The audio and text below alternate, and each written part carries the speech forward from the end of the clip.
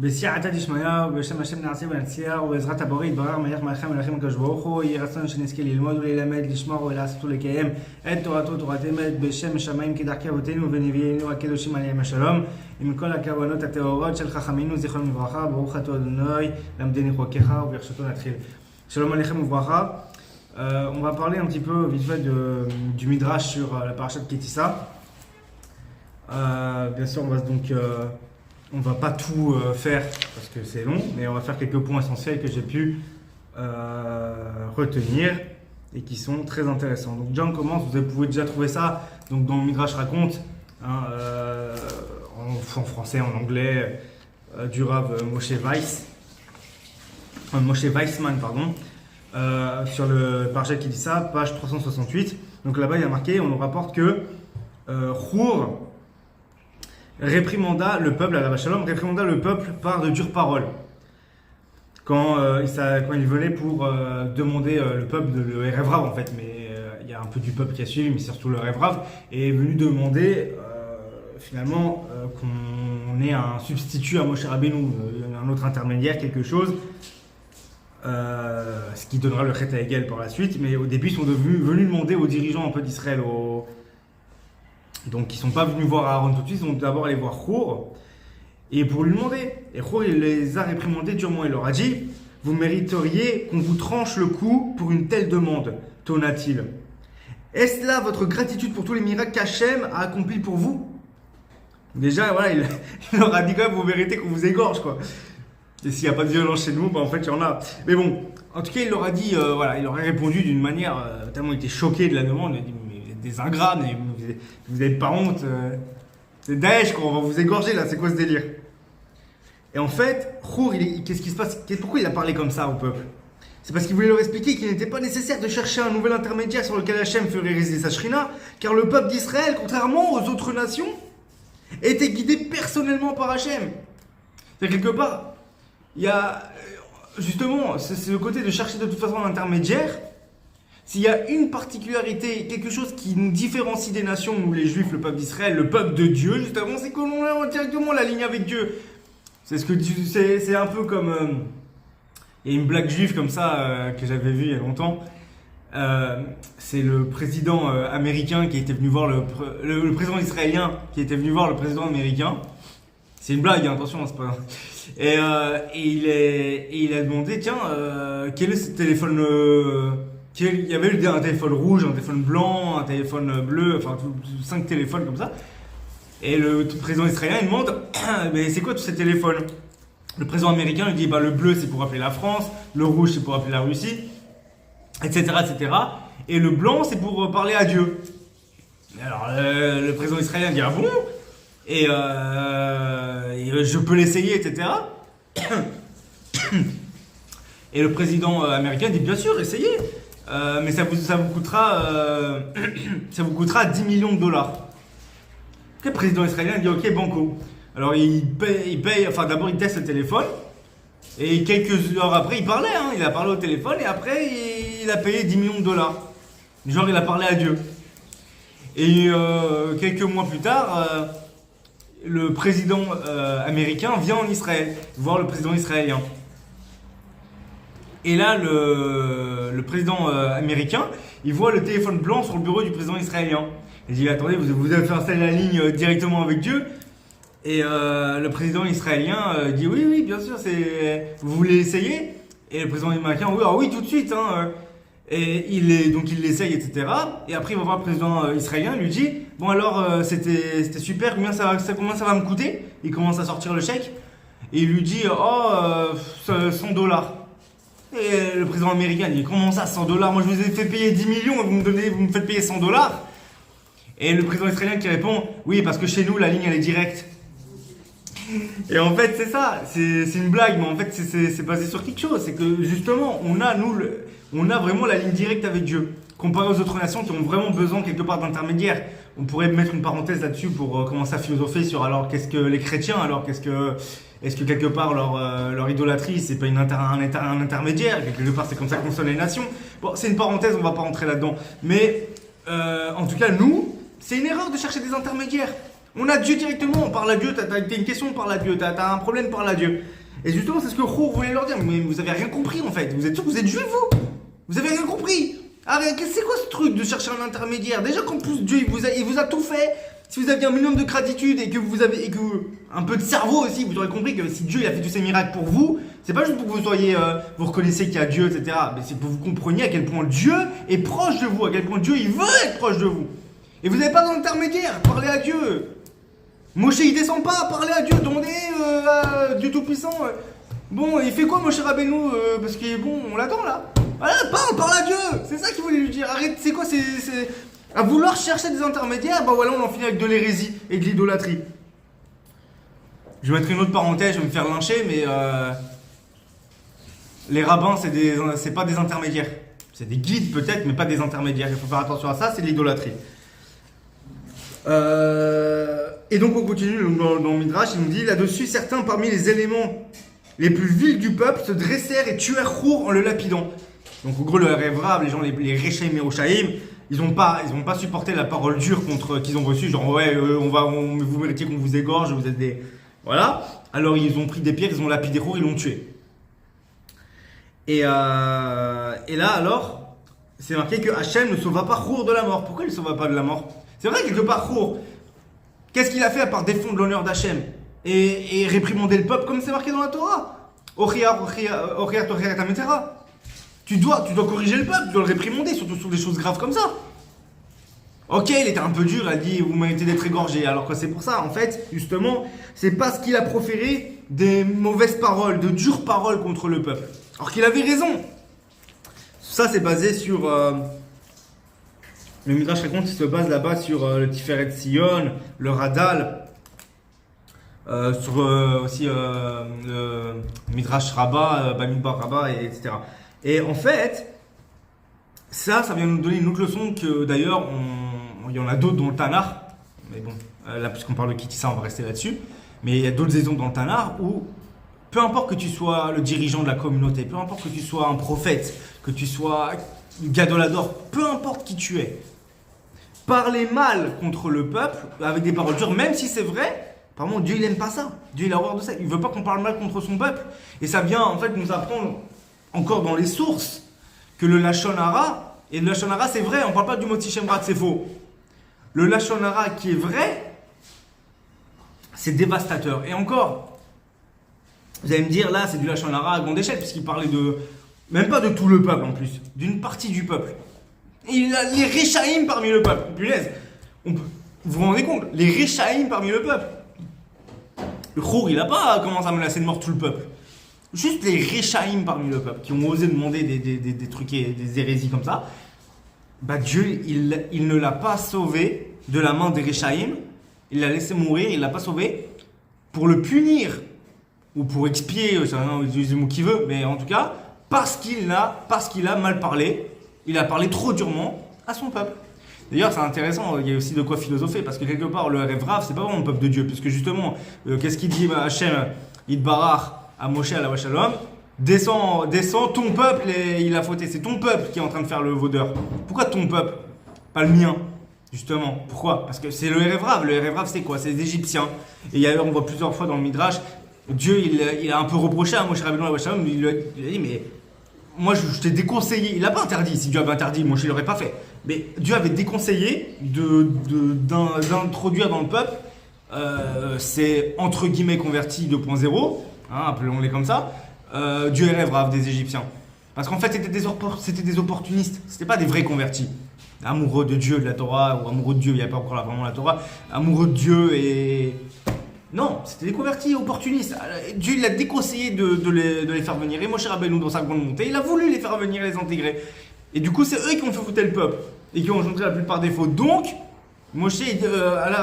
Dieu il dit à Moshe, à la Shalom, bah voilà, c'est ton peuple qui est en train de fauter. Donc c'est bizarre. Là, on sait que c'est le Revrav qui a été instigateur du Vaudor. Donc comment ça se fait que Dieu laisse mourir Rour à la Shalom parce qu'il a mal parlé contre son peuple, alors que c'est pas son peuple, puisque c'est juste avant que c'est le peuple de Moshe Rabbeinu, parce que en fait c'est les Égyptiens, c'est pas les Juifs, c'est pas les vrais enfants d'Israël.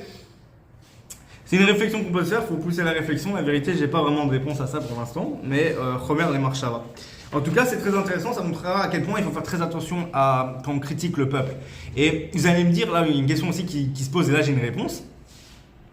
C'est comment ça se fait? Mais attends, Hur, il a réprimandé le peuple, ok, avec, en mode Daesh, on va vous égorger, mais sur quelque chose de vrai, de Hémet, il avait pas tort, c'est vrai quoi, enfin purée, c'est... Mais à Khouz, 100%, pourquoi?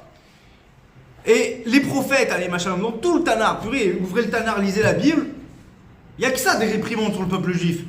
Et vous êtes des ci, et vous êtes des là, et vous allez subir ça, et vous allez prendre ça, et prenez ça dans la... Non mais c'est que ça le Tanar. Vous êtes des nuls, vous êtes des ci, vous êtes des... tu lis le Tanar, tu te dis bon, je suis le peuple de Dieu ou je suis un peu pourri, je comprends pas. Non parce que quand on lit le Tanar, vraiment, on se prend des claques. Il n'y a pas un prophète qui nous a pas foutu une claque. Si, il y en a un avis là, lui il aimait tellement le peuple juif, il avait rien à leur dire qu'il a désobéi à Dieu pour la prophétie de Nineveh. Mais sinon, à part ça, tout le Tanar, c'est quoi? C'est des réprimandes sur le peuple juif. Pas que, mais beaucoup. Et eux, bizarrement, tous les prophètes, ne sont pas forcément fait tuer ou laisser tuer. Et Dieu les a pas punis ou il leur a pas reproché d'avoir craché sur le... Enfin, critiqué le peuple. Pourquoi?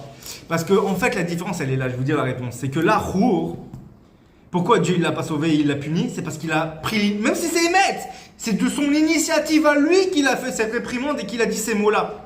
Alors que les prophètes, alayhim shalom, toutes les réprimandes, toutes les choses très dures qu'ils peuvent dire sur un Israël, c'est de la vraie prophétie, dans le sens que c'est Dieu lui-même qui a dit à ce prophète de dire ça. Et la preuve en est, je voulais pas le dire, mais finalement on va le dire. La preuve en est, c'est que il me semble que c'est Isaïe Yeshayahu alayhi shalom, il me semble que c'est ce prophète-là, je suis pas sûr, mais il me semble, qui avait dit, je suis quelqu'un, un homme aux lèvres impures, parmi un peuple aux lèvres impures. Et en fait, ce qu'il avait dit, c'est vrai, dans le sens que, Chas V'Shalom dire que le prophète, il avait pas, mais lui, dans son humilité, lui disait le prophète sur lui-même, alors qu'il s'est inclus en plus. Il s'est inclus dans la réprimande. Je suis quelqu'un aux lèvres impures parmi un peuple aux lèvres impures. Il s'est inclus dans la réprimande en plus. C'est pas que le peuple, lui-même, il s'est inclus. Et c'était pas violent, c'était pas en mode Daesh, on va vous égorger. Donc en plus, c'est moins méchant. Et pourtant, le prophète Isaïe et Shaol, il me semble, du coup, à cause de cette parole, Dieu l'a laissé mourir au moment où il s'est caché de ses poursuivants. Et il est allé il s'est caché à l'intérieur d'un tronc d'arbre. Et je sais pas quel poursuivant a mis sa hache ou son épée ou son glaive, je sais pas quoi, dans le tronc comme ça. Et en fait, ça a coupé, décapité presque à moitié le prophète Shaol au niveau de la bouche. Il a été tranché au niveau de la bouche. Justement, pour dire, t'as mal parlé contre mon peuple, c'est comme ça que tu mérites de mourir. Et en fait, alors que c'est un prophète, c'est un des plus grands prophètes de tous les temps, hein, on parle pas d'un petit prophète. Mais justement, et en fait, pourquoi? Parce que cette parole-là qu'il avait dite, en fait, elle était vraie. Parmi un peuple aux lèvres impures, c'était Hémet. Et lui-même, il s'est inclus dans le truc. Mais en fait, c'est parce que, à la différence de d'autres prophéties ou d'autres choses que peut-être Yeshayahu a pu dire de mal sur le peuple d'Israël, cette parole-là, c'est pas Dieu qui lui avait demandé de lui dire. C'est de son initiative à lui. Il a dit cette parole, il a dit cette réprimande. En plus, en s'incluant lui-même, en se réprimandant avec. Mais, peu importe, Dieu, il est intransigeant quand on critique son peuple, même à raison, si Dieu ne l'a pas demandé. Vous savez, ce que je suis en train de vous dire là, je vous dis ça, je vous mets en garde vous, mais je me mets en garde moi-même. Mais moi, j'en ai des frissons parce que moi, je suis le premier à faire des torrérotes, à vouloir réprimander tout le monde, à être énervé contre tout le monde, à dire ouais, voilà. Et en fait, c'est dramatique. Combien de fois ma femme, elle me met en garde elle aussi. Elle-même, elle me dit, elle fait le lachonara sur ne pas dire du mal de Chelek min Israël, d'une partie d'Israël. Et j'ai beaucoup de mal. J'ai beaucoup de mal, moi aussi, quand je vois des choses qui me mettent hors de moi. Dans les transgressions, dans le manque de DRR, ils ont plein de choses. Ça me met hors de moi, des fois. Je supporte pas, je me dis, mais je comprends pas, je vais pas le dire du coup, voilà. mais voilà, des fois je me dis des choses, des choses qui sont dures. Et ma femme, elle me dit, fais attention, voilà. Même là, quand j'avais lu ça, ma femme, elle m'avait dit, alors là, je peux que te mettre en garde. Si Hur, c'est pas n'importe qui. Dieu l'a laissé crever pour le punir d'avoir réprimandé le peuple durement à raison. En plus, l'Echem Shamaim, il a fait ça. Et alors moi, qui suis un petit juif pourri de la génération du fond du talon d'Adam Arishon, qui je suis moi pour parler sur le peuple d'Israël. Ouais, c'est ça que. Donc, elle me met en garde aussi. Ma femme, elle est sage. Que Dieu la bénisse. Mais en tout cas, je vous mets aussi, vous aussi en garde. Faites très attention quand vous parlez en mal d'Israël. Vous pouvez rapporter des paroles de prophètes, de ça. Essayez de rapporter. Si vous rapportez des paroles, c'est déjà différent. Ce qui existe déjà. Mais vous, de vous-même, entreprendre avec vos mots, de dire quelque chose, même si c'est vrai, c'est émettre. Dieu n'aime pas ça et apparemment, des plus grands que nous, on paye leur vie. Alors, si vous aimez la vie, eh ben, prenez garde à votre bouche. D'ailleurs, c'est marqué comme ça. C'était quoi déjà le truc, l'essor de Khamera, mais c'est quoi avant celui qui veut la vie, celui qui souhaite. C'est quoi déjà c'est quoi déjà le truc? Miaï chez Chafetz Chaim. Ah, Miaï chez Chafetz Chaim. C'est qui est l'homme qui aime la vie, qui aime la vie, qui a envie de vivre finalement. Netzor le Shon Khamera, préserve ta langue de mauvaises paroles, quoi. Et donc c'est vraiment là ce qu'on vient de voir. Quelque chose d'intéressant, on passe à autre chose, toujours dans le Midrash sur Kitissa, page 370 du Midrash raconte de Rav Moshe Weissman. C'est marqué là-bas que les femmes, elles refusaient de donner leurs bijoux et leurs boucles d'oreilles aux hommes qui étaient venus parce qu'Aaron Akohen avait demandé d'aller chercher vos bijoux, donnez-moi vos bijoux en or machin pour faire le veau. Enfin, Dafka pas pour faire le veau parce que Dafka Aaron ne souhaitait pas faire un veau précisément, ça c'est autre chose, il est sorti le veau, etc. Mais donnez-moi l'or que je façonne quelque chose. Et ils sont allés voir les femmes pour dire donnez-nous vos bijoux, vos boucles d'oreilles, vos trucs en machin. Et les femmes elles ont refusé. Elles ont refusé, pas parce qu'elles étaient attachées à leurs bijoux, comme c'est marqué dans le Midrash, mais parce que elles voulaient pas que ça serve à l'idolâtrie. Donc elles ont refusé qu'on prenne leurs bijoux. Et en fait, le fait qu'elles ont refusé, leur loyauté envers Dieu fut récompensée. Et les femmes reçurent Rosh Chodesh comme Yom Tov spécial pour elles. Rosh Chodesh pour les femmes, ce serait comme un Yom Tov. Alors bien sûr, pas dans la règle que genre vraiment Yom Tov, il y a tout qui est assourd au niveau des Melachot, mais c'est comme un Yom Tov. Pour les femmes, normalement, Rosh Chodesh est vraiment comme un pour les femmes, afin qu'elles le célèbrent à travers les générations. Quelque part, Rosh Chodesh, voilà, il est d'usage que les femmes s'abstiennent de travailler le jour de Rosh Chodesh, et c'est un minag convenable. Donc ça a rapporté dans apparemment le Yerushalmi sur Psachim, chapitre 4. Donc là-bas, justement, on va nous apprendre quelque chose de très intéressant, c'est qu'à Rosh Chodesh, il est bien que les femmes s'abstiennent de travailler, qu'elles ne travaillent pas. Déjà, au niveau, on va dire civil, qu'elles ne travaillent pas dans le travail où elles travaillent. Si elles peuvent, si elles sont en Israël, c'est plus facile qu'en exil, j'imagine, de prendre un jour de congé pour Rosh Chodesh. Mais elles devraient, c'est pas obligé, mais c'est mieux. C'est un cadeau que Dieu leur fait, une récompense. C'est dommage de ne pas en profiter. La femme, du coup, a le droit de ne pas travailler à Rosh Chodesh, et quelque part, ma femme profite de la situation et elle a raison, c'est qu'elle dirait, à ce moment-là, même le travail de la maison, je devrais être dispensé. À Rosh Chodesh, c'est mon jour de Yom Tov, c'est mon jour de fête, c'est moi qui suis la reine qui suis récompensée, donc à Rosh Chodesh, je devrais ne pas travailler, ni dehors, ni dedans, et c'est toi, le mari, qui va faire à manger, qui va me servir, qui va faire ci, qui va faire ça. Et bien sûr, c'est pas ilchatique, mais c'est moussari quelque part. C'est que c'est vrai que pourquoi pas. La femme fait déjà, si c'est une échelle trahie, elle fait déjà tout à la maison, elle a beaucoup de mérite. Et alors à Rosh Chodesh, que c'est quelque part le jour des femmes, que en fait son midrash, c'est un peu la journée de la femme. À Rosh Chodesh, donc 12 fois par an, et ben et elle mérite normalement qu'elle soit traitée vraiment comme une reine. Vraiment comme son jour de congé, ce jour de vacances, un jour de Yom Tov pour elle, où elle est là, Bessimcha, et c'est elle qui devrait se faire servir quelque part. Elle fait pas semblant de tout, on lui dit pas qu'elle doit rester assise et rien faire et qu'elle peut pas chercher un verre d'eau. Mais voilà, faites des choses, faites des petits efforts si elle travaille pas, etc. Essayez de faire plus d'efforts. Déjà de base, vous devez aider votre femme.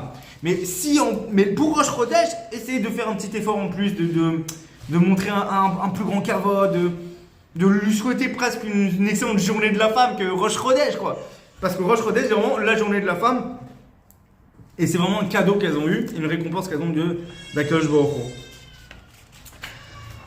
Hu. Ok. Très bien. On a une autre chose qui nous est rapportée dans le Midrash, page 378 du Midrash raconte, hein, sur Parashat Ki Tisa, mais c'est basé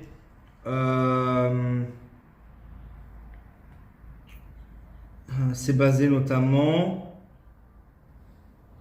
sur 114, c'est basé notamment sur voilà, sur Shemot Rabbah, le Etz Yosef sur Shemot Rabbah 46.1. Là-bas, en fait, on nous rapporte dans le Midrash raconte que quand Moshe Rabbeinu Alav Shalom, il a aperçu de loin le Hegel, le veau d'or, il a voulu il y a deux versions du Midrash. Il y en a qui dit qu'il a voulu ramener les tables, et il y en a qui dit qu'il a voulu les briser. Et en fait, c'est marqué là-bas, dans les deux cas, que les anciens, donc les 70 anciens, le premier Sanhédrin, les sages d'Israël, les 70 anciens, donc les sages d'Israël, les Gdoléador, comme on aime bien les appeler aujourd'hui, attrapèrent les louchot, les tables de la loi, et ils les ont arrachés des bras de Moshe Rabbeinu. Ils ont voulu les attraper pour pas qu'ils les cassent et pour pas qu'ils les ramènent. Et là, on se dit, mais attends, c'est bizarre quand même. Attends, les sages là, ils sont en train de s'opposer à un prophète. Et vous savez, quand souvent on dit Adif Chacham min Navi, et voilà, le sage c'est toujours pas préférable au prophète, etc. Faut que vous compreniez quand même, parce que beaucoup s'égarent là-dedans. Un prophète, c'est un prophète. Moshe Rabbeinu Alav Shalom, qui est en plus le plus grand de tous les prophètes, Moshe Rabbeinu Alav Shalom, il est au-dessus des anciens, il est au-dessus des sages d'Israël. Moshe, c'est Moshe, les prophètes, c'est les prophètes. Et la preuve en est que dans ce conflit, dans ce tirage à la corde, qui va avoir le plus de force et qui va l'emporter, Moshe Rabbeinu tout seul, face à tous les anciens, tous les sages d'Israël, tout le Sanhédrin, contre Moshe Rabbeinu, pour prendre les tables de pierre, les tables de la loi, les louchot. Là, c'est quelque part, il faut un miracle. Un homme face à 70 hommes, c'est les 70 qui gagnent, c'est la science, c'est normal. Dieu a donné le koach à Moshe Rabbeinu Alav Shalom de reprendre cette table de pierre, de l'arracher des mains des 70 anciens, à lui seul. Et il a pu les briser. Je ne sais pas si vous vous rendez compte de ce que ça veut dire. Je ne dis pas que les anciens, voilà, les sages d'Israël, c'est des anti-prophètes, donc il ne faut pas les suivre. D'ailleurs, ce n'est pas le sens du Midrash. C'est pas que c'était des rebelles, ils voulaient s'opposer à Moshe Rabbeinu. C'est par amour c'est qu'ils voulaient pas qu'on brise ou qu'on perdre cette occasion, parce que eux, les anciens, ils ont pas fait la faute du veau d'or.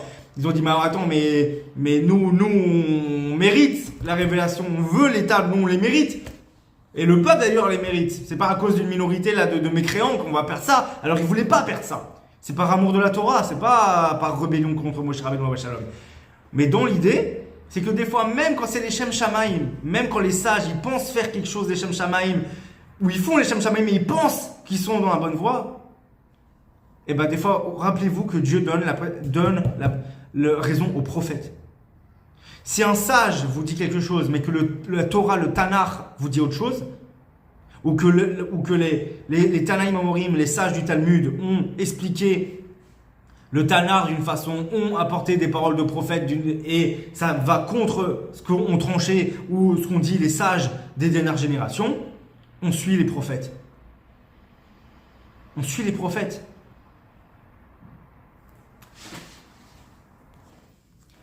Donc voilà. Donc ça, c'est quelque chose aussi qu'on nous fait comprendre ici en allusion dans le Midrash, sur la parashat Ki Tisa. On va passer aussi à un autre point. Très intéressant parce qu'il semble qu'il y ait une petite contradiction. Ici, donc dans le Midrash, donc pareil, le Midrash raconte, page 382, mais c'est basé sur, ici, Midrash Agadol 32-27. C'est marqué là-bas que Moshe Rabbeinu Alav Shalom, il déclara que celui dont le cœur est entièrement dévoué à Hachem vienne avec moi. Et là-bas, on te dit, Moshe, il avait besoin, Alav Shalom, de former un Beth Din afin d'exécuter ceux qui avaient fauté. Parce qu'on a vu, on sait que pour mettre à mort, il faut un Beth Din. Il faut le Sanhedrin, il faut un Beth Din. Il faut former un Beth Din pour pouvoir mettre à mort des gens. Or là, moi j'ai mis, il y a une contradiction. Il y a un truc bizarre dans le Midrash. Pourquoi Moshe Rabbeinu Alav Shalom, il a besoin de former un Beth Din pour mettre à mort, alors qu'un prophète n'a pas besoin de Beth Din pour mettre à mort? Tous ces trucs-là dont on dit oui, le Beth Din, tous les 70 ans, il met à mort, c'est pour les sages, c'est pour les êtres humains lambda. C'est pour des êtres humains qui n'ont pas de prophétie, qui n'ont pas la connexion avec Dieu directement, que Dieu il veut ça, c'est ça le châtiment céleste, on l'applique. Un prophète, il est connecté directement au divin. Si le divin lui dit telle personne mérite d'être lapidée et doit être lapidée, et le prophète le lapide tout de suite sur le champ. Il n'y a pas de Beth Din. Et d'ailleurs, il y a plein d'exemples comme ça dans le Tanakh, mais les prophètes n'ont pas besoin de passer par des rabbins et des sages ou des juges ou des tribunaux pour mettre à mort un prophète. Si il met à mort quelqu'un, c'est parce que c'est directement, il n'y a pas de Beth Din.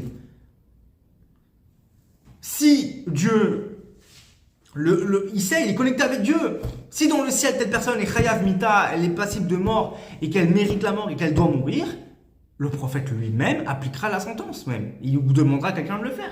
Et sans passer par un Beth Din, sans passer par rien du tout. C'est d'ailleurs pour ça entre autres, que Adif Rachaminavi, c'est pour ça qu'un sage est mieux qu'un prophète, est préférable à un prophète.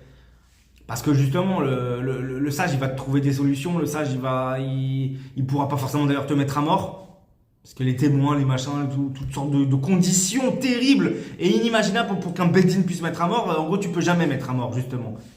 Mais c'est une erreur de croire que chez nous, dans le judaïsme, les mises à mort, ça n'existe pas. Genre, ça existe, mais c'est de la théorie, parce qu'en pratique, un Beth Din ne peut pas mettre à mort. S'il le fait une fois tous les 70 ans, il est dissous.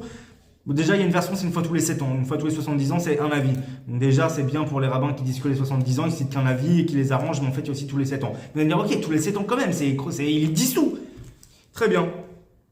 Oui, parce que c'est des êtres humains. Parce que peut-être qu'ils se trompent. Alors que un prophète, il se trompe pas.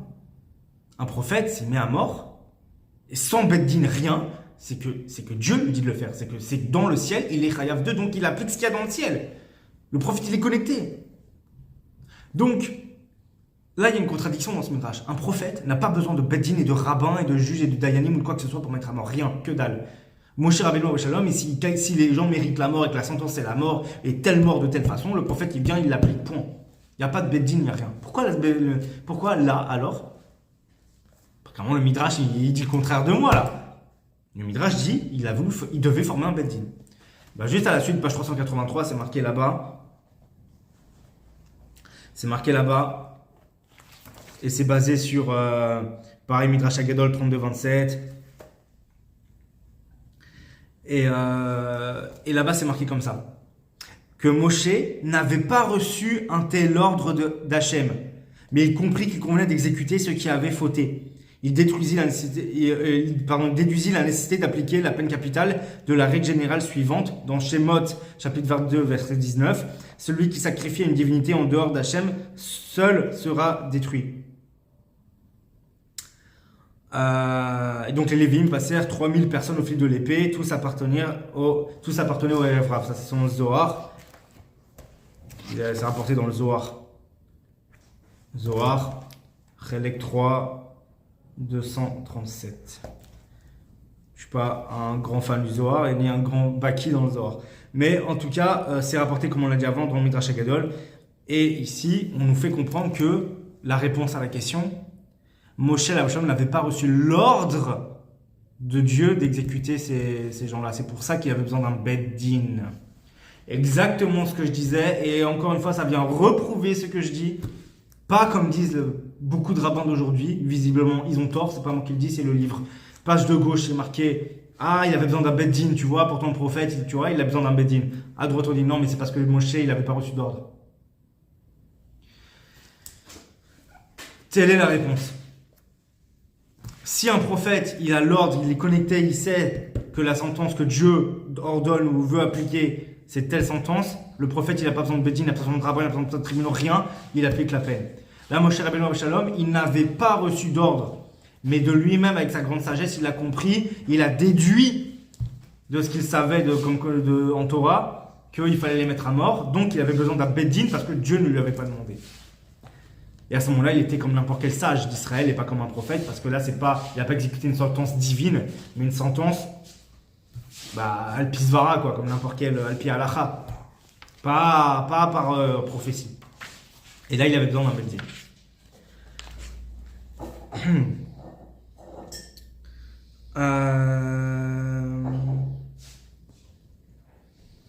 Il y a aussi quelque chose d'intéressant dans le Midrash que j'aimerais vous rapporter parce que c'est aussi quelque chose que malheureusement les gens n'arrivent pas à comprendre ou ils le comprennent qu'à moitié ou quand ça les arrange.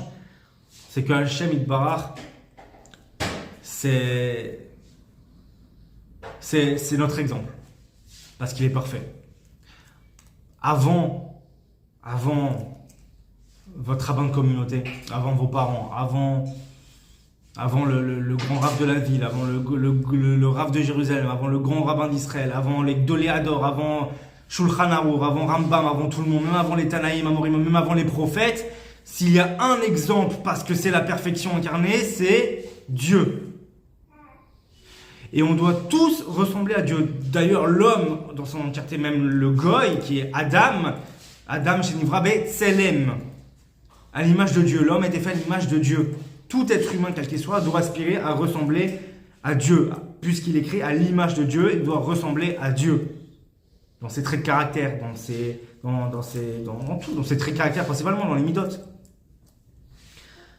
Et là, je vais vous parler d'une chose, parce que oui, pour ça c'est clair pour tout le monde. Vous allez me dire, tout le monde est d'accord, pourquoi tu dis, limite les rabbins, ils sont pas d'accord? Parce que aujourd'hui, les rabbins, ils disent ça pour qu'il faut ressembler à Dieu quand pour des choses qui nous arrangent bien égoïstes, c'est-à-dire quand ça concerne les juifs. Mais quand ça concerne les non-juifs, il n'y a plus personne. Là, Dieu n'existe plus, bizarrement.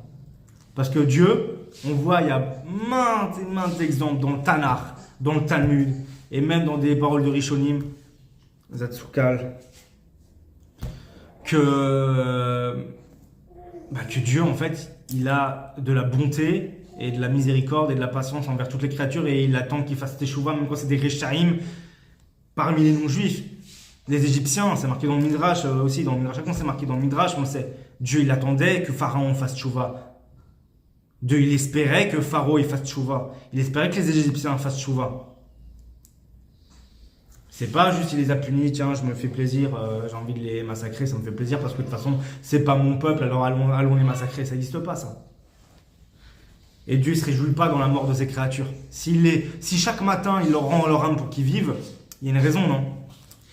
Alors, bizarrement, malheureusement, il y a des Talmidei Chachamim, des tzadikim, qui tombent dans un certain extrémisme, à dire que finalement, les goyim, et en particulier, je dirais pas qui, parmi les goyim, ils méritent tous de crever, quoi, littéralement. Pourquoi? Parce que c'est des animaux, parce qu'ils ne se comportent pas comme des êtres humains, parce qu'ils ne sont pas s'ils ne sont pas là, parce que de toute façon, ils nous détestent, de toute façon, c'est des assassins, c'est des voleurs, c'est des ceci. C'est des terroristes, tous. Donc tuons-les, c'est ça que certains vont dire. Et pas des égarés, des mécréants.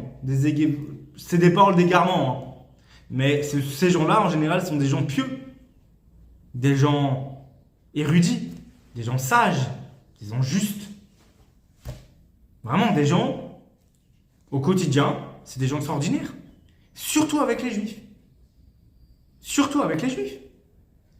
Mais bizarrement, quand on parle de goyim, là, de non-juifs, bizarrement, on oublie les midotes, on oublie les bons traits de caractère, on oublie la patience, on oublie du juger les gaffes, on oublie toutes sortes de choses, et on oublie Dieu. Comment Dieu se comporte avec les nations? Toutes les nations. Si Dieu leur donne la vie, est-ce qu'on ne devrait pas leur donner la vie? Si Dieu leur donne par Nassa la nourriture et de quoi vivre, est-ce qu'on ne devrait pas faire pareil? Si Dieu attend qu'ils fassent teshuva, est-ce qu'on ne devrait pas faire pareil? Et quand on voit un point de non-retour, comme par exemple quand ils viennent nous attaquer, là, Dieu les extermine. Comme les extermine les Égyptiens, il n'aurait pas exterminé Pharaon et l'armée égyptienne s'ils n'avaient pas suivi les enfants d'Israël dans la mer. Est-ce que vous vous rendez compte de ça? Pourquoi il les a tués? Parce que juste c'est des goyim, on s'en fout, faut qu'ils crèvent. Même c'est des Réchaïm. Ils ne seraient pas rentrés dans la mer pour poursuivre les Hébreux, Dieu ne les aurait pas tués. Donc, ça vient nous apprendre quoi? Quand on vient nous attaquer, que notre vie est en danger, Dieu il tue nos ennemis. Donc de la même façon, on a le droit de tuer nos ennemis. Mais même quand quelqu'un nous déteste, et même il nous poursuit, mais il s'arrête, finalement il ne te tue pas. Il te suit pas dans la mer. Finalement, c'était une menace, c'est tout. Il a juste dit ouais, je vais te tuer, puis il s'est barré. Visiblement, Dieu n'aurait pas tué les Égyptiens si c'était arrêté. De la même façon, il t'a dit je vais te tuer. Il vient vers toi, finalement, il se barre. Il dit ouais, finalement, c'est ça, casse-toi, c'est quoi, je veux plus voir ta gueule, et il se barre. Pardonnez-moi pour le mot, en plus j'ai filin et un chenishement. Mais bon, ça, c'est comme ça que parle les goïms, alors j'ai fait l'exemple. Non, bref, Merkila. Tout ça pour dire que, à ce moment-là, si Dieu l'aurait pas tué, pourquoi nous on les tuerait? Ah, mais il nous déteste, il nous a menacé de mort. Il a essayé de te tuer? Alors ne le tue pas. S'il n'a pas essayé de te tuer, ne le tue pas. C'est pas le discours de la majorité des rabbins et des juifs d'aujourd'hui, malheureusement. Mais moi, c'est ce que je comprends. Dieu est un exemple. Et là, on va le voir. C'est que, après le Chet HaEgel, c'est basé ici, 155, c'est basé sur Shemot Rabbah 32.3, page 388 du Midrash raconte. Après le Chet HaEgel, lorsque Moshe a appris que la Shekhinah n'allait plus résider parmi le clan d'Israël pour les guider, il se dit, l'élève doit suivre l'exemple de son maître. Si Hachem est en colère contre les bénis Israël, s'éloigne d'eux et les traite comme des proscrits, je dois agir comme lui. La Shrina a quitté le peuple d'Israël et sorti du camp d'Israël. Et les a jugés comme des parias, des gens, des renégats, etc. Et voilà. Et Dieu est en colère contre les Israël. Moshe Rabbeinu, il dit quoi? Si Dieu agit ainsi, je dois agir ainsi. Moshe Rabbeinu prend sa tente, il se barre du camp et la Shrina repose sur sa tente. C'est marrant, hein? Parce qu'on vient de dire avant qu'on ne devait pas parler mal du peuple d'Israël, Dieu déteste ça. Oui, mais si Dieu lui-même te dit la chose et que toi tu ne fais que suivre Dieu, tu as le droit non seulement de le dire, parce qu'on voit que les prophètes, qu'est-ce qu'ils font? Ils critiquent le peuple d'Israël parce que Dieu leur a dit. Si Dieu dit, tu peux dire. Dieu t'a pas dit, Dieu n'a pas dit, tu peux pas le dire. De toi-même. Même si c'est vrai. Et là, c'est ça. Dieu inflige un châtiment, Dieu est en colère. Si Dieu est en colère, si Dieu punit, si Dieu quoi que ce soit, on doit penser comme Dieu. On doit être comme Dieu, on doit faire comme Dieu. Et si vous n'avez pas envie de ressembler à Dieu, parce que je ne sais pas ce que vous avez dans votre foi en monothéiste, mais que vous aimez les intermédiaires, alors faites comme Moshe Rabbeinu. Moshe Rabbeinu l'a fait comme Dieu. Donc finalement, au final, vous ne voulez pas faire comme Dieu, faites comme Moshe Rabbeinu. Moshe Rabbeinu, Abba Shalom, il a fait comme Dieu. Si Dieu est en colère contre le peuple, on est en colère contre le peuple. Si Dieu réprimande le peuple, on réprimande le peuple. Si Dieu aime le peuple, on aime le peuple. Si Dieu pardonne le peuple, on pardonne le peuple. Il faut être comme Dieu. C'est pour ça qu'il faut bien étudier, ne serait-ce que le Tanakh. Parce qu'en fait, c'est là-bas qu'on connaît vraiment Dieu. Parce que d'un côté, on voit les côtés où Dieu est en colère et il faut être en colère contre le peuple. Et on voit les moments où Dieu il est miséricordieux, il pardonne, etc. Et on doit faire pareil. Et ça nous apprend à connaître Dieu et savoir quand est-ce qu'il faut être en colère, quand est-ce qu'il faut réprimander, quand est-ce qu'il faut pardonner, quand est-ce que si, quand est-ce que là, quand est-ce qu'il faut s'éloigner. Justement, c'est le côté Porash Minat Tzibour. Moshe Rabbeinu, Allah Shalom, vous allez dire qu'il était Porash Minat Tzibour parce qu'il s'est éloigné du peuple? Si le peuple est dans l'égarement, si le peuple est en train de fauter, et si le peuple est dans l'égarement, il est du devoir du pieux, du saint, du sage, du prophète, de qui vous voulez, de s'éloigner de la faute et de s'éloigner des railleurs, des letzim, de s'éloigner des gens égarés. Et Moshe Rabbeinu Shalom s'est éloigné du peuple, il s'est barré. Il a dit ciao, je me casse. Pourquoi? Parce que Dieu lui-même s'est séparé, entre guillemets. Dieu il est partout, mais sa shrina est partie du camp. Et ben là, c'est pareil. Aujourd'hui, quelqu'un, il dit ouais, t'es Poresh Minat Tzibour, tu t'éloignes, tu te sépares du clan d'Israël ou du Tzibour, de la communauté. Mais si la communauté, ils font du Lashon Hara H24 dans la synagogue, si la communauté, ils n'arrêtent pas de parler dans la prière, si la communauté, ils sont en train de faire des marlocotes et limite des insultes et de frapper quelqu'un le jour du Shabbat et que ça lui pète les dents. Vous croyez pas que Moshe Rabbeinu, déjà la Shrina, elle se barre de cet endroit? Si la Shekhinah se barre de cette synagogue, Moshe Rabbeinu se barre de cette synagogue. Et donc tout juif sérieux qui craint son Seigneur, qui suit ses prophètes, se barre de cette synagogue. Là, c'est un chidouche que je viens d'inventer. Mais en fait, il est basé sur quelque chose d'incroyable. Je viens de l'avoir maintenant. En fait, vaut mieux être prié tout seul et se retrouver tout seul en amida avec Dieu. La Shrina, elle vient aussi devant le juif qui prie en Yachid. Vaut mieux se retrouver face à face avec la Shrina tout seul que dans une mauvaise communauté où la Shrina elle-même part. Parce que la Shrina, elle est dans la synagogue, elle est là où il y a Sefer Torah, le Aron HaKodesh. Oui, mais pas dans une synagogue où la prière, elle est faite avec les pieds. Et pas avec le cœur et la tête. Même une prière qui est faite avec la bouche, mais pas avec le cœur, c'est pas une prière, c'est pas moi qui le dis, c'est le Rambam. Donc finalement, la Shrina, croyez-moi, la majorité des communautés aujourd'hui, malheureusement, elles sont pas sérieuses. Ça parle, ça crie, ça regarde son téléphone, des images impudiques de Facebook et je ne sais quoi dans le téléphone, en plein milieu de la prière ou dans la synagogue. Même en dehors de la prière, c'est la synagogue. Certains, des Avrechim, jouent au foot dans le Beth Midrash. Oui, des Avrechim. Pas toute la journée, ils étudient. Mais ça leur prend un moment, il y a un ballon, hop, on se lance la balle comme ça dans le Beth Midrash entre les tables au-dessus des Gmarot.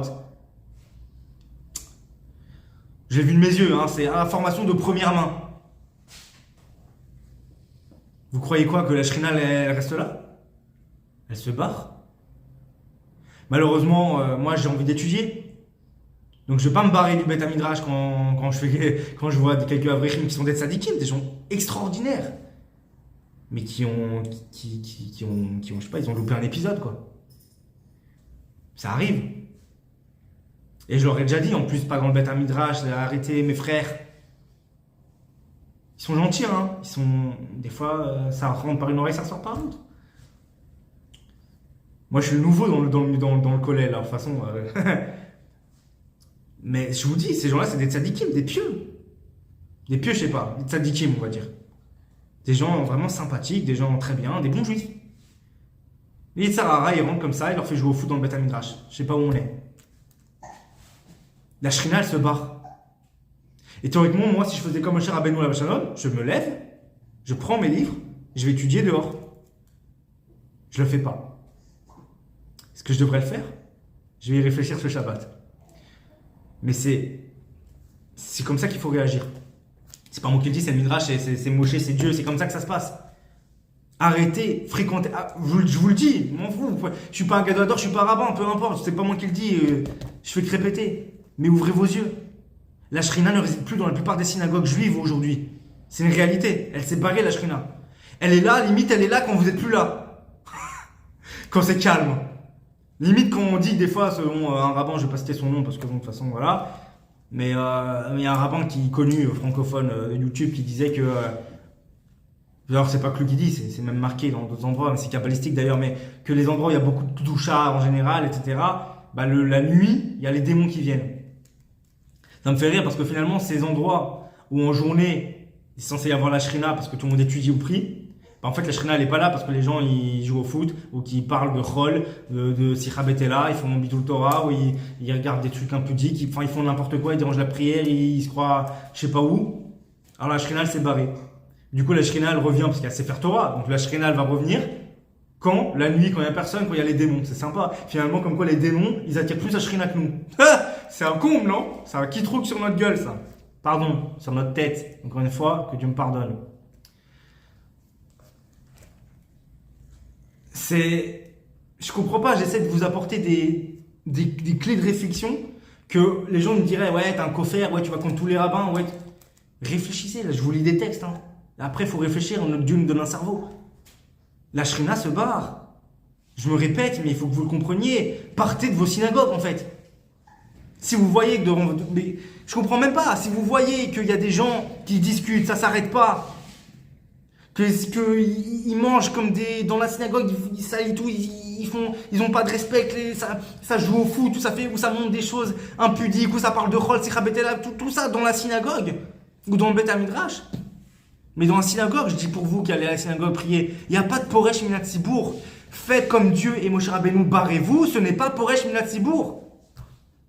Si le Tzibour n'est pas digne de recevoir la Shrina, et que la Shrina se barre au contact de ce Tzibour, vous n'êtes pas Poresh Minat Tzibour si vous vous éloignez de ce Tzibour. À ce moment-là, à vous de faire un effort de trouver un Tzibour qui a le mérite d'avoir la Shrina en sa présence. Il y en a des synagogues sérieuses, je vous espérais. Il y en a des Bate Midrashot sérieux. Il y a des gens sérieux, il faut les trouver. Par contre, si c'est à 10 000 km, bah, tant pis, vous soyez tout seul. À un moment que vous avez le courage, vous avez une voiture, vous avez 10 000 km, mais sinon, vous avez totalement le droit de prier tout seul, vous avez totalement le droit d'étudier tout seul, vous avez totalement le droit de faire comme Moshe Rabbeinu, comme la Shrina elle-même. En fait, vous suivez Dieu et son prophète. Alav Shalom. Et c'est très important, j'espère que vous avez bien compris, j'ai insisté beaucoup là-dessus parce que c'est quelque chose qui nous tue aujourd'hui. Craignez votre Seigneur, quoi, tout simplement. Et aimez Dieu, en fait. Parce que si vous aimez sa présence, vous allez là où il va. S'il quitte une synagogue, vous n'allez pas y être dans cette synagogue. C'est très simple. La Shrina, c'est quoi? C'est la présence divine du roi. Le roi nous fait honneur de sa présence pendant la prière, dans la synagogue. Le roi, hein. Les gens commencent à parler, à discuter, à regarder autre chose, leur téléphone, machin. Le roi se lève, il se barre. Vous faites quoi? Vous restez ou vous suivez le roi? À vous de choisir. Et on parle du roi des rois. Hein. On continue. Toujours sur Parashat Kitissa, Midrash Raconte, page 389, là-bas. Autre chose, un autre sujet, c'est basé sur le Tiferet Sion. Là-bas, c'est marqué à la façon dont tout le peuple se prosternait devant la Shrina. Hachem vit combien il désirait son retour. On a dit juste avant que la Shrina s'était enfuie du camp d'Israël. Enfuie du peuple d'Israël. Ne mérite pas. Ciao. Et elle résidait sur la tente de Moshe Rabbeinu.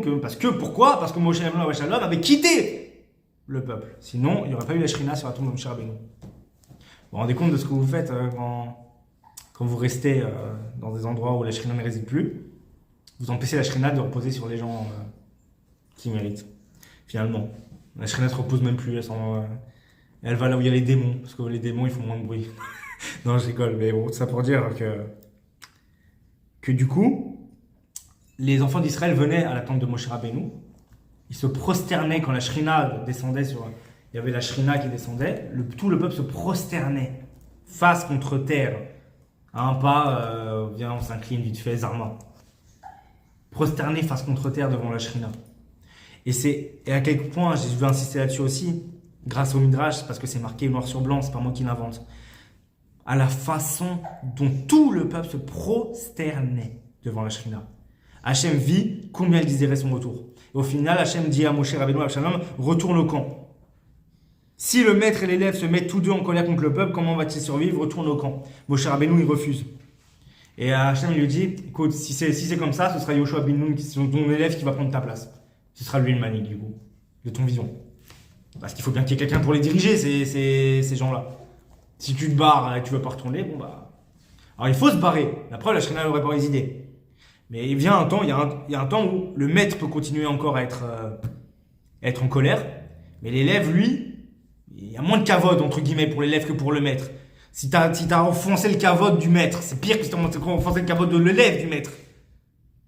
Donc, t'as enfoncé le kavod du maître, le maître s'est barré. Son élève l'a suivi. Le maître, au bout d'un moment, va dire à son élève, vas-y, toi, tu peux déjà commencer à y retourner. Et c'est ce qui s'est passé. C'est-à-dire qu'à ce moment-là, bien sûr, nous, si Dieu s'enfuit de telle synagogue, il faut s'enfuir de cette synagogue. Mais attention, si on peut essayer d'y retourner, essayer de arranger les choses, il faut le faire. Mais si ça ne s'arrange pas, que ça continue, il faut se barrer, encore une fois. Mais il ne faut pas juste se barrer à tout jamais, et là, c'est bon. Il faut essayer. Si tu es l'élève du maître, si tu es juste un juif lambda qui n'a aucune influence, ça ne sert à rien. Tu peux te barrer, tu fais juste du barre-toi en fait. Mais si tu es quelqu'un d'influent, quelqu'un qui de base, tu es l'élève du maître, tu vois, tout le monde sait que tu es un avraire, tu es un mitracham, tu es quelqu'un. Reviens de temps en temps faire des torachot, reviens de temps en temps essayer de leur expliquer qu'il faut faire attention à la synagogue. Et au Beth Midrash. Si ça marche pas, ça fonctionne pas, à chaque fois tu te barres. Et théoriquement, les gens, au bout d'un moment, quand ils verront que tous les rabbins se sont barrés de leur synagogue, eux-mêmes afflueront pour récupérer un rabbin, récupérer une figure, un exemple, pour remédier aux problèmes communautaires. Donc à ce moment-là, je viens d'insister sur un autre sujet, c'est la prosternation. La prosternation, elle s'est malheureusement complètement oubliée, délaissée, grâce notamment au Harizal, grâce au Achroné Achronim. Mais la prosternation, elle existe dans le Tanakh, on vient de le voir, elle existe dans le Talmud, elle existe dans la Halacha, le Rambam, Rabbi Avraham ben Rambam, même dans le Tour, même dans Shulchan Aruch, et encore Shulchan Aruch, on pourrait discuter, mais même dans Shulchan Aruch. Mais dans le Tour aussi, la majorité des Rishonim. Aujourd'hui, on ne se prosterne plus. Les Yéménites Baladim le font, les Dordaïm le font. Moi, je le fais quand je peux. D'autres, j'imagine, le font. Ceux qui vont selon le Rambam, choses comme ça. Selon le Talmud, sans dire le Rambam, la base. La prosternation dans la prière, c'est quelque chose qui fait partie du mode de vie juif depuis, de la façon de prier et de servir Dieu depuis la nuit des temps. Et vous voyez bien que, regardez, c'est à la façon dont le peuple se prosternait que Dieu il a vu à combien le peuple désirait le retour de la Shrina parmi eux. Si on ne se prosterne pas devant Dieu, apparemment, Dieu ne voit pas à quel point on le désire. Le fait de se prosterner, c'est pas qu'une soumission comme les musulmans feraient. Juste on se soumet et puis fais-toi nous ce que tu veux et que tu sois là ou pas là, nous, de toute façon on se prosterne. C'est pas la prosternation finalement, c'est pas chez nous apparemment selon ce midrash, ce serait pas qu'une crainte. C'est aussi un amour. Se prosterner, c'est une supplication. C'est quoi se prosterner? C'est pas que je suis soumis, je suis ton serviteur. Et voilà. C'est je t'en supplie. C'est une supplication. Se prosterner, c'est je me mets à genoux devant toi, Hachem. Je t'en supplie, reviens. Je t'en supplie, ne m'abandonne pas. Et c'est grâce au fait que les Juifs ont plié les genoux au sol et prosterné leur visage à terre que Dieu a vu à combien ils désiraient supplier Dieu de revenir parmi eux. Donc finalement aujourd'hui le fait d'abolir la prosternation dans la prière, vous allez me dire qui je suis? C'est pas moi, c'est le Midrash. Qui est le Midrash? Qui est le Tiferet Sion? Dieu aime la prosternation. Quand elle est bien faite, bien sûr, si vous êtes des hypocrites, ça sert à rien. Mais de temps en temps, essayez de supplier Dieu. D'ailleurs, c'est le principe même de la prosternation à la base dans les Tachanoun. C'est quoi les Tachanoun? C'est des supplications. Comment on supplie? On supplie en étant debout et en se balançant comme une balançoire. C'est comme ça qu'on supplie. Non mais essayez, je vous en prie. Essayez dans la vie normale de tous les jours. De vous balancer comme ça. Je t'en supplie, pardonne-moi. Vous avez l'air de quoi par de guignol? Par contre, vous vous mettez à genoux, vous pleurez, face contre terre. Vous rampez au sol. C'est pas une preuve de supplication, ça? C'est pas une preuve de sincérité? Et même d'humilité et de... C'est la meilleure façon ici, c'est marqué noir sur blanc. Allez lire, je vous ai donné la référence. C'est grâce à ça que Dieu il a renvoyé sa shrina dans le peuple. En tout cas, pas tout de suite sa shrina, mais d'abord son élève, donc Moshe Rabbeinu. C'est grâce à ça. les prosternations. Ne délaissez pas, ne délaissez pas ces outils qu'on nous donne pour être exaucés,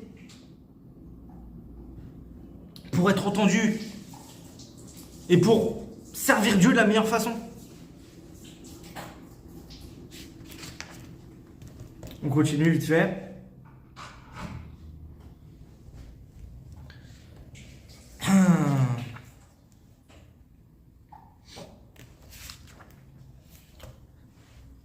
Ici, il y a quelque chose de très très dur qu'on nous apprend dans Midrash.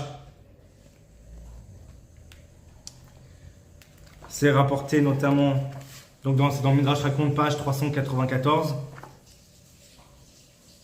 Donc qui dit ça, on a bien sûr. Hein. Et c'est basé sur... Apparemment, il y a une source dans Masechet Sota, page 31. Apparemment. En tout cas, Midrash raconte, page 394. Ici, il y a quelque chose de très très dur.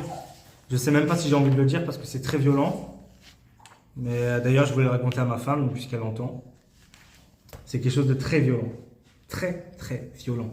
Et là, ça va vous détruire ce que tous les rabbins vous disent depuis 20 millions d'années. Non, je déconne, depuis 500 ans. Ou depuis 100 ans, peut-être les tout derniers d'aujourd'hui, parce qu'aujourd'hui, c'est n'importe quoi. On nous fait croire, et on vous fait croire que la Midat à Chesed, la Midat à Rachamim d'Hachem, c'est que du kiff. C'est-à-dire que, limite, Dieu est miséricordieux, Dieu il pardonne, Dieu il est dans la colère, Dieu ceci, Dieu cela, Dieu il est bon. Finalement, tu as toujours de quoi faire tchouva. Oui, tout ça c'est vrai. Hein. Mais il y a un truc que vous doutez pas, même moi, je l'avoue, même moi je ne me rendais pas compte à quel point la Midat à Chesed Rachamim, en fait, elle peut s'exprimer quelque part dans un dîne terrible. Je vous explique. Des fois, quelqu'un qui transgresse Shabbat en public, qui humilie son prochain en public, qui fait toutes sortes de choses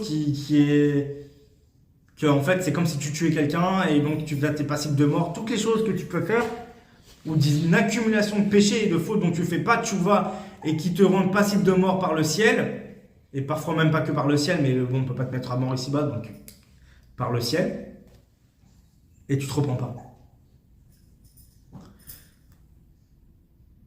La tribu de vérité, parce qu'en fait la tribu de vérité c'est la Midat Hadin, Midat Haemet, Midat Hadin. Pas moi qui le dis, c'est le Midrash. Donc la tribu de vérité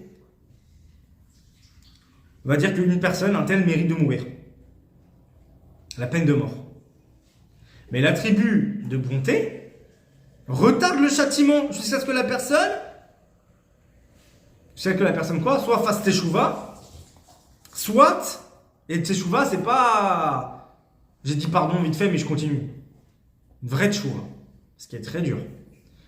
Attention, il y a des vrais tchouva, tu peux faire une vraie tchouva sincère et le lendemain tu peux refauter. Ça, c'est Sheva Paul Tzadik. C'est le Tzadik qui tombe 7 fois, il se relève. C'est ok.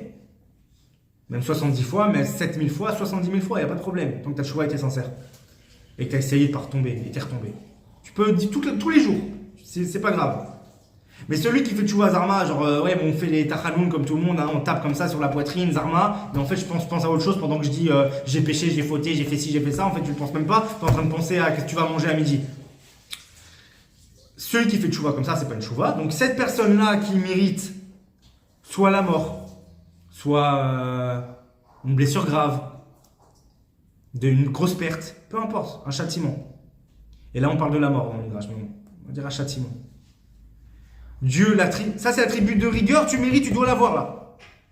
La tribu de bonté, les 13 attributs de miséricorde, Dieu le grand, c'est 13 attributs de miséricorde, c'est incroyable, il va nous pardonner. Il retarde le châtiment jusqu'à ce que tu fasses une chouva sincère ou jusqu'à ce que tu sois marié, que tu aies des enfants et que c'est sympa, tu rentres tes gosses. Et il vient, c'est marqué ici, de même selon l'attribut de vérité, une personne peut parfois mériter la peine de mort. Mais Dieu associe son attribut de bonté à celui de la vérité. Plutôt que de punir immédiatement, il retarde le châtiment jusqu'à ce que la personne soit mariée et ait des enfants. Puis il reprend la vie de l'un de ses fils, faisant ainsi payer à l'homme sa dette envers son créateur. Perdre un gosse, c'est une bonté, selon Hachem. Vous vous rendez compte de la claque qu'on se prend là? Moi avec, j'ai envie de pleurer. Moi qui suis jeune papa, que j'ai envie d'avoir mon petit bébé, je peux vous dire que je suis à deux doigts de pleurer. Mais si ça vous fait pas faire tchouva, je sais pas, même moi, je me dis, mais purée, comment je peux continuer dans mes voies? Et je le sais que je vais continuer dans mes voies. Maintenant, je fais tchouva. Quand j'ai lu ça, j'ai fait tchouva. Maintenant que je vous le dis, je suis en train de refaire tchouva. Et on le sait tous qu'on va repêcher demain. Parce que ces phrases-là, elles nous choquent sur le moment, mais on tourne vite la page. Sauf que la vie, une fois que la page elle est tournée, c'est fini. T'es mort. Plus de mitzvot. Et l'enfer existe. N'en déplaise à ceux qui disent qu'il n'y a pas d'enfer, c'est des égarés, des mécréants. L'enfer existe. Ça s'appelle pas enfer, ça s'appelle purgatoire. Ça s'appelle lieu d'expiation. Appelle-le comme tu veux. Mais la vie... Franchement, quel parent aujourd'hui voudrait que ce soit ses enfants qui payent à sa place? Qui? Même le plus grand des rachats, parce que là on parle quand même de quelqu'un qui fait pas de tchouva du tout. Parce que Dieu il retarde, il punit pas tout de suite, il attend. Mais apparemment il attend pas éternellement. C'est pas là comme on nous fait croire les rabbins d'aujourd'hui que la midat a chesed. Lui il attend que tu fasses tchouva jusqu'à 1000 ans, hein, et puis quand tu meurs c'est pas grave, il pardonnera aussi. Non mais ça va. Là c'est marqué noir sur blanc. Dieu, il attend, mais il attend pas. S'il n'y a plus d'espoir de tchouva, il exécute la sentence sur les fils. Et là, on parle donc de gens quand même qui... Pas forcément des Rechaim et Ushaim, ça c'est pire que là, on n'en parle même pas là. On parle de juifs simples. Des juifs simples qui sont des gens gentils de base, hein. Ils peuvent être très gentils, mais ils enchaînent des péchés. Des fois, ils peuvent même faire Shabbat correctement, manger badat. Mais ils se comportent comme il n'y a pas de mots avec les gens. Et au point qu'ils ont humilié des gens, ils ont volé, peu importe ce qu'ils ont fait, ils ont escroqué. Mais attention, ils sont makpid dans leur Shabbat, hein, et dans leur mitzvot personnel ou Ben Adam la Makom. Mais Ben Adam la Fravero, il n'y a personne. Ou alors s'il y a, c'est de l'hypocrisie. Oui, mon frère, et après en fait tu l'escroques dans ta boutique. Mon frère. Des gens que quand tu les vois, il a une kippa sur la tête, il a des tzitzit, tu te dis mais c'est quelqu'un de bien. On parle de ces gens-là qui méritent des châtiments. Et là, on parle de la mort. Mais ça peut être de perdre un bras, ça peut être de perdre son argent, ça peut être de perdre sa maison, peu importe quoi. Et tu fais pas de tchouva. Mais tous les jours, tu tapes sur ta poitrine comme ça, parce que t'as des kippas, des tzitzit, ou t'as une kippa, t'as un datilomi, t'as une petite kippa, là, la taille d'une chips. Et pendant que tu balances des pierres sur les Arabes parce que qui t'ont rien fait, il y en a qui t'ont fait, t'as qu'à les buter s'ils t'ont fait. Mais ceux qui t'ont rien fait, tu leur balances des pierres. Ok, c'est bien, c'est ton mode de vie. Mais que tu vas à la synagogue le matin et le midi et le soir, et le matin et le midi, tu fais comme ça, sur ta poitrine, j'ai fait tchouva, et tu fais pas tchouva parce que tu continues à te comporter mal. Et je parle même pas envers les Arabes, je parle envers même des Juifs, tous les jours. Et tu fais pas tchouva. Parce que je sais pas, tu te rends pas compte de ce que tu fais. Tu crois que c'est légitime de vendre quelque chose à 400 shekels quand il en vaut 350?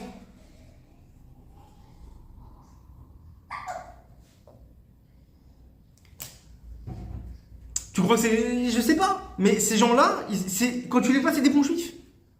Et pourtant, on parle de ça. De juifs. Plus ou moins pratiquants, bien, etc. Est-ce qu'un seul d'entre vous, même le pire des rachats, n'aurait pas envie, s'il le savait, que sa sentence s'exécute sur son fils? Sinon, c'est vraiment, il n'a pas de cœur. Hein. C'est pas un être humain, je sais pas ce quoi. Même les animaux, ils ont pitié. Mon père, sans faire exprès, une fois, il sortait du parking, il y a eu un espèce d'obstacle bizarre sous la roue. On a regardé, c'était un bébé chat qui était sous la roue, on n'a pas vu. Mon père, il l'a écrasé. Et il est encore vivant, il est en train de se tortiller, la colonne vertébrale pétée, en train de mourir. Qu'est-ce qu'on voyait? Sa mère, la chatte, la maman, avec l'autre bébé qui lui était en vie. Et encore, je crois que lui aussi, il s'était fait rouler dessus parce qu'il avait les deux pattes arrière qui bougeaient pas, il se traînait comme ça. Alors, est-ce que c'est un handicap de naissance? C'est possible. Ou est-ce que c'est les pattes arrière il a roulé sur les pattes arrière de ce bébé chat? Je sais pas. Mais en tout cas, la mère, je peux vous le dire, dans les yeux de cette chatte, même mon père, il le retiendra toute sa vie. Même mon père, il le retient toute sa vie. Le regard de cette chatte quand elle a vu son bébé mourir, ou se faire écraser, en train d'agoniser, de crever. Le regard de cette chatte, un animal. Donc franchement, un être humain qui a pas de pitié pour ses gosses, il vaut moins que ce chat. Je sais pas ce qu'il est. Parce que je suis sûr que même des insectes, moi une fois j'en ai parlé à ma femme, j'ai vraiment vu de mes yeux, j'ai eu l'impression qu'il y avait des insectes, il y avait un papa, une maman, un bébé, ou une truie, ils étaient ensemble, ils étaient en famille, qui fait leur vie quoi. Mais ils étaient en famille, des insectes. Des insectes. Donc vous valez moins que des insectes. Si vous ne faites pas de tchouva, si vous ne repentez pas tous les jours les larmes aux yeux, face contre terre, postez les genoux à terre, la face contre terre, en train de pleurer et de supplier Dieu. Ne t'éloigne pas de moi. Et pardonne-moi, je veux tout faire pour te satisfaire et pour te plaire. Et à chaque fois que je tombe, je suis désolé. Et aide-moi à faire tchouva, aide-moi à me repentir, aide-moi, et ne te sépare pas de moi, le supplier. Pas comme ça, je me balance. C'est quoi ça? C'est pas une supplication, même ça, c'est quoi ça? Ça, c'est les gorilles, faut comme ça. Prosterne-toi face contre terre, pleure ta race, des larmes de sang. Parce que si tu pleures pas toi des larmes de sang, c'est du sang qui coulera chas shalom de tes enfants, c'est pas moi qui le dis, c'est là, c'est les textes.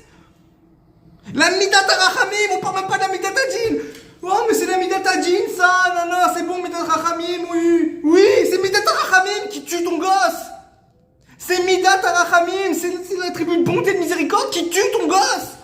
Pour pas que toi tu crèves, parce que t'as pas fait de tchouva, mais vous vous rendez compte de ce que c'est là? Mais je sais pas, reprenez-vous. Même moi, j'ai envie de me mettre une claque là en vidéo, je vous le dis, même moi je suis pas sans péché. Mais qu'est-ce qu'on est? On est finalement, mais vous vous rendez compte? Si la midat harachamim va le tuer nos gosses, chas v'shalom, chas v'chalila lo aleinu lo alechem. La midat harachamim, vous imaginez que midat adin c'est pire? Vous imaginez que là, il n'y a plus d'espoir là. On peut plus compter sur Midat Harachamim, ça va, il va nous pardonner, tu dis bon, j'ai fait tchouva, j'ai dit pardon. C'est fini l'hypocrisie, c'est fini. Reprenez-vous. Mais je vous le dis, ce texte-là, mais il faut que je l'affiche faut l'avoir sous les yeux tout le temps, parce que c'est pas possible. Ah mais là, il y a quoi partir en dépression, hein. Mais je me demande s'il faut pas partir en dépression, non déplaise à Rabbi Nachman de Breslev et tous les Breslev. Partez en dépression, pleurez vos races, hein, je suis désolé, mais c'est ça. Réalisez qu'on est tous des égarés, qu'on est mais on est des meurtriers. C'est nous les responsables de la mort de nos gosses. Mais si vous aimez vos gosses, mais faites tchouva tout de suite. Hein. Et dis non, mais ça va, moi je suis pratiquant, je suis sûr que je suis pas chayav mita. C'est bien, mais kol hakavod, si t'es sûr de pas être chayav mita, kol hakavod.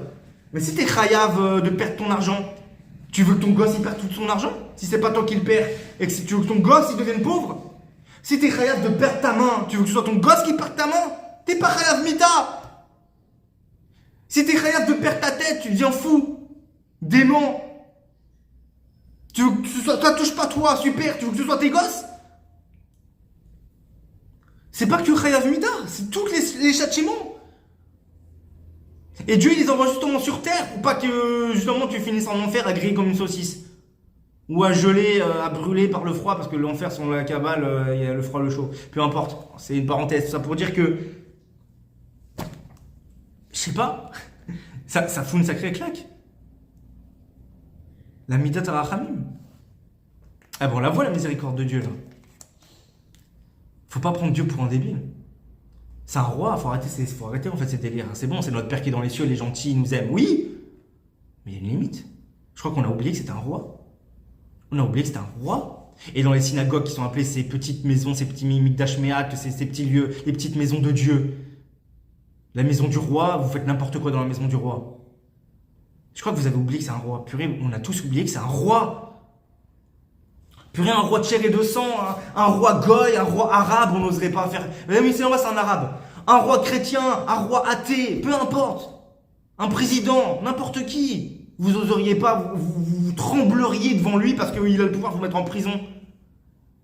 Mais devant le roi des rois, on est là, on fait ce qu'on veut, on n'en a rien à faire, mais purée.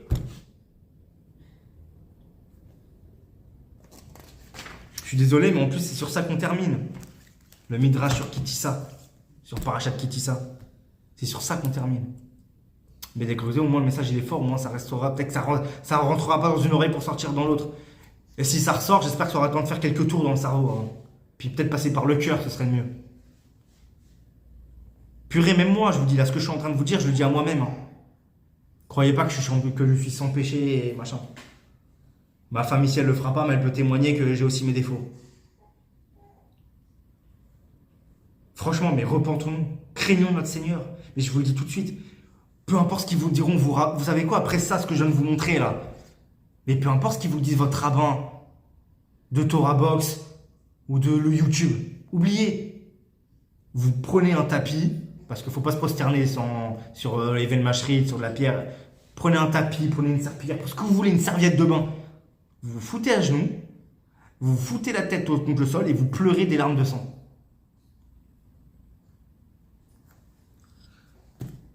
Et suppliez Dieu que la Shrina réside chez vous. Si déjà elle n'est pas dans votre synagogue, au moins chez vous. Et vraiment, il y a intérêt à supplier la miséricorde de Dieu pour les 13 attributs de miséricorde. Parce que si avec la miséricorde déjà on paye, il y a intérêt à vraiment les supplier pour nous épargner, nous ou nos gosses. Et s'il n'y a pas le choix, il vaut mieux que ce soit nous que nos gosses. On est tous d'accord là-dessus, non? Si vous êtes des parents. Franchement, j'espère vraiment que ça va vous réveiller, et moi avec. Franchement, on est dans une génération complètement mais décalée.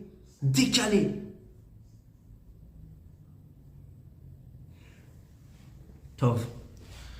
Je vous souhaite tous un excellent Shabbat dans la Simcha.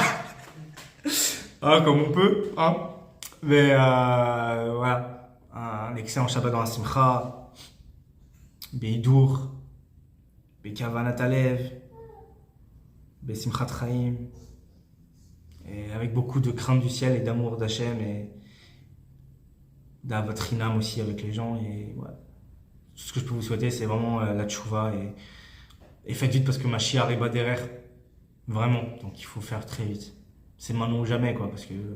Et si vous retombez, encore une fois, on retombera. Mais à chaque fois qu'on retombe, c'est des larmes de sang. Faut arrêter de dire ah, ça va, c'est bon, pardon, je ne recommencerai pas et puis on passe à autre chose. Non. Tapis, serviette, genoux par terre, face contre terre, larmes de sang. À chaque fois que vous faites tchouva. Fini je me balance et je me tape comme un gorille sur la poitrine, ça sert à rien ça. Franchement, ces trucs de séfarade là d'aujourd'hui, là d'égaré, ça sert à rien. Arrêtez, vous voyez bien que c'est la prosternation qui fait revenir la shrina. Vous voulez faire tchouva, faites ça. Vous pouvez pas le faire dans la synagogue parce que les gens, même des rabbins malheureusement, sont égarés, vous traitent d'hérétiques parce que vous vous prosternez. Et bah faites-le chez vous. Comme ça, la shrina elle revient pas dans cette synagogue d'égarés, mais elle revient chez vous, dans votre foyer, dans votre famille. Pour qu'il y ait le shalom baït, l'éducation des enfants, tout. Mais franchement, réveillez-vous et qu'on se réveille tous et que voilà, qu'on fasse tous teshuva le maximum avant que Mashiach vienne. Voilà, Baruch Adonai Olam, Amen.